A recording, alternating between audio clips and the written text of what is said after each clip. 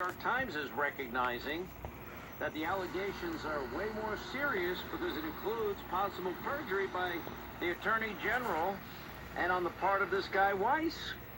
Oh, it's getting interesting, isn't it? And then the former head of the Justice's Department of Tax Division throwing Hunter Biden's deal in the trash, Eileen O'Connor. Judges can reject plea agreements. That would be the appropriate disposition here, correct? By the way, another potential criminal element in this, Democrats on the House Ways and Means Committee are silent about anyone, whether anyone shared the allegations of whistleblowers with the White House or the Justice Department in advance of the plea deal that Hunter struck with federal prosecutors. In other words, did they know all of this existed and do the deal anyway?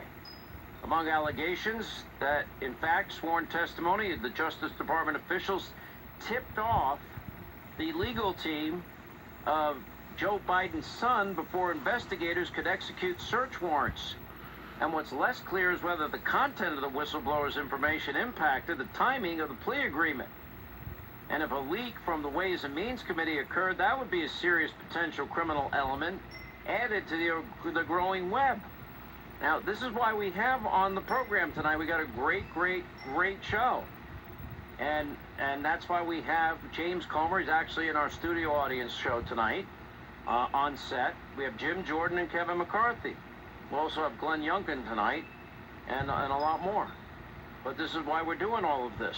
By the way, pre-tickets for any Hannity show tonight and tomorrow night, just go to Hannity.com. Gary Shapley, the IRS whistleblower number one, says he was barred from taking investigative steps that would have led to President Biden. He's actually saying there were certain investigative steps we were not allowed to take that could have led us to President Biden. That is a direct quote from this guy. Wow. Imagine if the last name were Trump here. Hunter Biden's case, ex-attorney general says Congress should summon the Biden-appointed D.C. California prosecutors. They're right. The White House has been omitting Hunter Biden's from the visitor logs. I was told by, let's just say, my sources. Believe it or not, I have sources inside the Biden White House. It might surprise some people.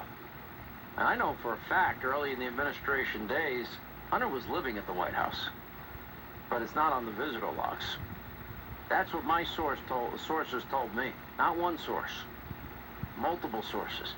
Hannity, you can't trust him. This guy's he's got contacts everywhere.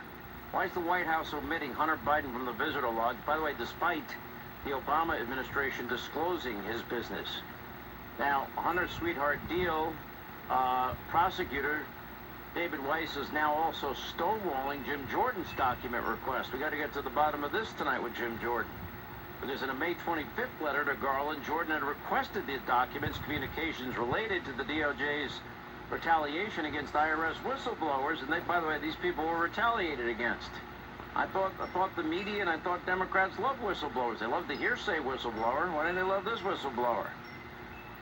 Media ignore Biden corruption, but, shed a tear for Hunter's drug woes. Yeah, my heart's bleeding.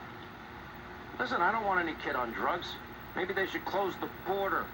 Start there. Get rid of the fentanyl deaths in this country. Let's start with the opioid deaths in this country.